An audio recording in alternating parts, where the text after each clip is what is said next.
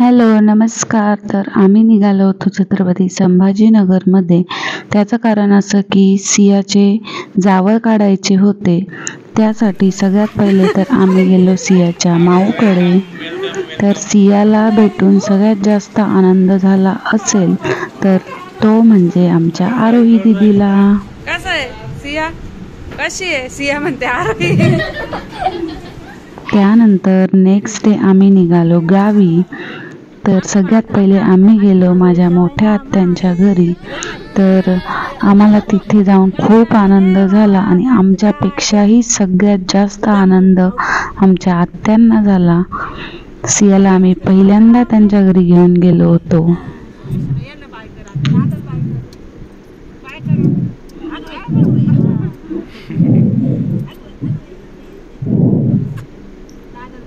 तर हे आहेत आमचे काका, रवी काका, त्यांची वाईफ आणि त्यांची 2 मुले आणि आमच्या आत्या. हे आहे त्यांचं घर. त्यानंतर नेक्स्ट डेला आम्ही आलो होतो सियाच्या आजोळी.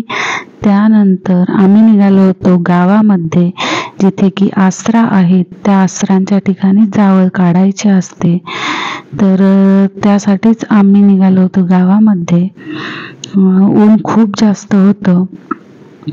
तर एवढे जण आम्ही गावात गेल्यानंतर माझ्या मामी, सियाच्या मामी ह्या घरी स्वयंपाक करत होत्या. स्वयंपाक होतं पुरणाची पोळी आणि आमरस, जे की महाराष्ट्रीयन फेमस डिश किंवा आपण जेवण म्हणू शकतो. तर इथे आम्ही येऊन पोहोचलो होतो गावात. तर नदी बघू शकता, नदीला एक थेंबही पाणी नाही. सध्या उन्हाळा चालू आहे त्यामुळे. तर इथे खाली आहेत त्या आसरा. इथे येऊन आम्ही पूजा वगैरे केली, दर्शन केले.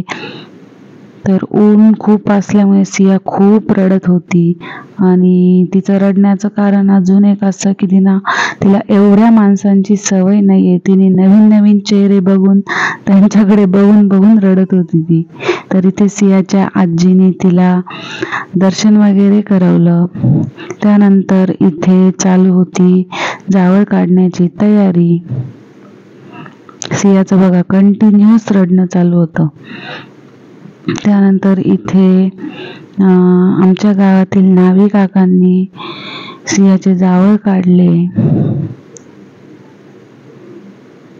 तर आमच्याकडे अशी प्रथा आहे की बाळाच्या मामाच्या मांडीवर बसून आत्याबाईंनी जावळ झेलायचे असते. तर सिया तिच्या मामाच्या मांडीवर बसली होती आणि सियाला आत्या नाही, तर त्यामुळे माझ्या बहिणीने सियाचे जावळ झेलले. त्यानंतर आम्ही आलो होतो माझ्या आजीला भेटण्यासाठी. तर इथे बघू शकताय तुम्ही, माझ्या 3 माम्या, त्यांचे मुलं सगळेजण सियाला घेण्यासाठी खूप प्रयत्न करत होते. पण सिया काही कोणाकडे जात नव्हती. तिला सगळेजण नवीन दिसत होते. तर तुम्ही गावाकडचं वातावरण बघू शकताय, किती छान आहे. खूप प्रसन्न वाटतं. असं वातावरण आपल्याला शहरात बघायला मिळत नाही. खरंच खूप छान वाटलं. त्यानंतर नेक्स्ट डेला आम्ही निघालो पुण्याला जाण्यासाठी. तर वाटेत एका हॉटेलमध्ये थांबलो होतो. तर इथे सियाने मस्त एन्जॉय केलं. तर आम्ही आमचा मतदानाचा अधिकारही बजावला. तर व्हिडिओ आवडला असेल तर लाईक करा, शेअर करा, सबस्क्राईब करा. Thanks for